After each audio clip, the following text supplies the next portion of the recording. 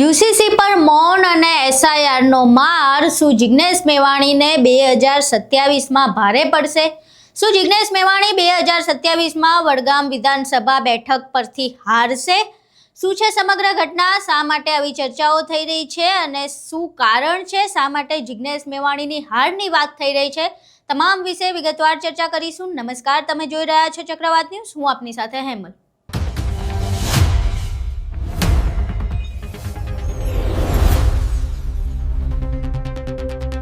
2027માં વિધાનસભાની ચૂંટણી આવવાની છે અને પહેલા અત્યારથી જ નેતાઓએ પોતાના સોગઠાબાજી કરવાની શરૂ કરી દીધી છે.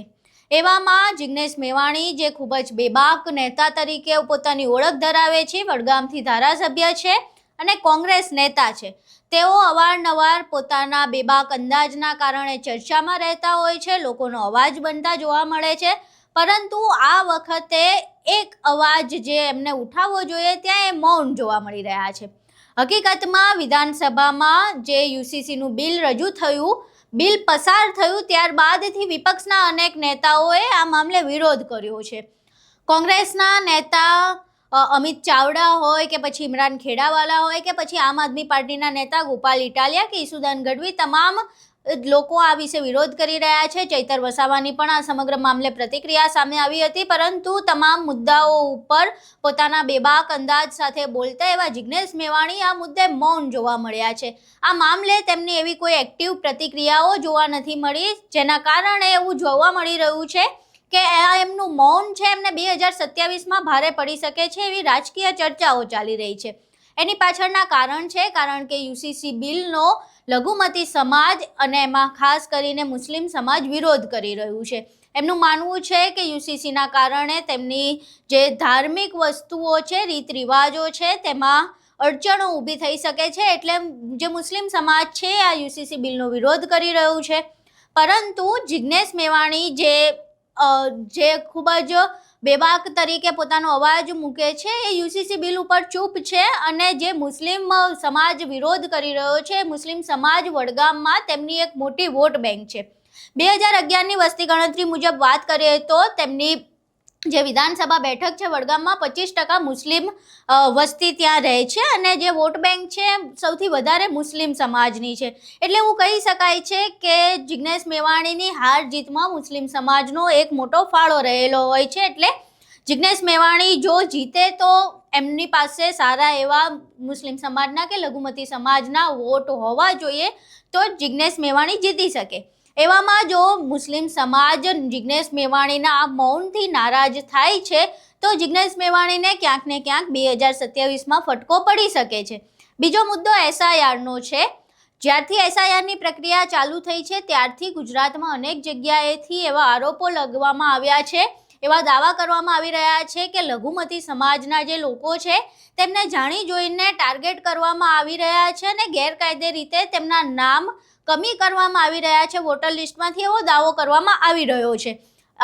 ગુજરાતમાં અનેક વિસ્તારોમાંથી આવા કેસ પણ સામે આવ્યા હતા, જેમાં લઘુમતી સમાજના જે લોકો છે તેમણે આ મામલે વિરોધ નોંધાવ્યો હતો અને કહ્યું કે અમારા નામ ખોટી રીતે મતદાર યાદીમાંથી દૂર કરવામાં આવી રહ્યા છે. એવામાં જે ગઈ વિધાનસભાની ચૂંટણી જે હતી એમાં વડગામમાં માંડ 5000 વોટથી જિગ્નેશ મેવાણી જીત્યા હતા. એમાં જો એસઆઈઆરની પ્રક્રિયા દરમિયાન જો કોઈ મુસ્લિમ મતદારોના ખોટી રીતે નામ કમી કરવામાં આવ્યા હશે અને એ વોટ નહીં આપી શકે તો બની શકે છે કે જિગ્નેશ મેવાણીને 2027માં તેનો મોટો ફટકો પડી શકે છે.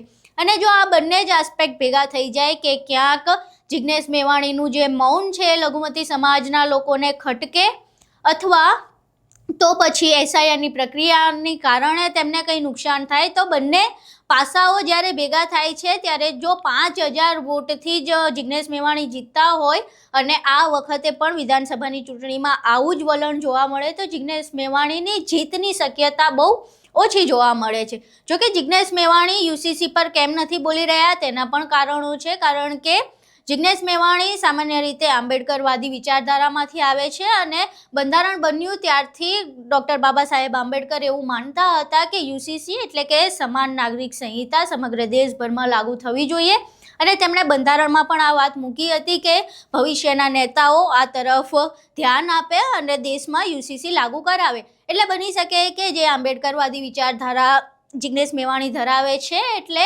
એમને એવું લાગ્યું હોય કે યુસીસીનું બિલ સારું છે, એટલે એ યુસીસીના પક્ષમાં હોય અને એટલે આ મામલે કંઈ બોલી ના રહ્યા હોય અને એમણે મૌન સાથે યુસીસી બિલનો સહયોગ કર્યો હોય. પરંતુ જે મુસ્લિમ વોટ બેંક છે, જે લઘુમતી સમાજની વોટ બેંક છે, એ યુસીસીથી ખુશ નથી. તેમને આ યુસીસી બિલ તેમની વિરુદ્ધમાં લાગી રહ્યું છે અને જો આ બિલ પર અવાજ ન ઉઠાવવું અને જિગ્નેશ મેવાણીની મૌન સહમતિથી જો તેમને જરા પણ ફરક પડે છે, તો એ ફરક જિગ્નેશ મેવાણીની વોટ બેંક ઉપર સૌથી વધારે જોવા મળી શકે છે.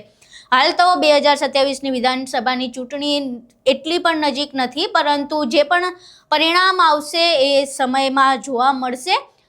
હજુ સુધી એવી કોઈ પ્રતિક્રિયા સામે નથી આવી કે જિગ્નેશ મેવાણીના મૌનના કારણે લઘુમતી સમાજમાં એવો કોઈ મોટો હોબાળો થયો હોય, પરંતુ ક્યાંક ને ક્યાંક ચૂંટણી દરમિયાન આપણે એવું જોઈએ છીએ કે જે આંતરિક મતભેદો હોય તે પણ વોટિંગ દરમિયાન સામે આવતા હોય છે, કે જે લોકો બોલતા ના હોય પરંતુ વોટ દ્વારા પોતાનો જે પણ વાત છે એ મૂકી દેતા હોય છે. તો એ જોવું રહ્યું કે શું જિગ્નેશ મેવાણીનું મૌન લઘુમતી સમાજને ખટકે છે કે કેમ, એસઆઈઆરની પ્રક્રિયા જિગ્નેશ મેવાણીને ભારે પડી શકે છે કે કેમ, અને જો આ બંને આસ્પેક્ટ ભેગા થાય છે તો પછી જિગ્નેશ મેવાણીએ કમર કસીને વડગામમાં મહેનત કરવી પડી શકે છે, કારણ કે ગઈ વખતે તો 5000 વોટથી માંડ જીતી ગયા હતા.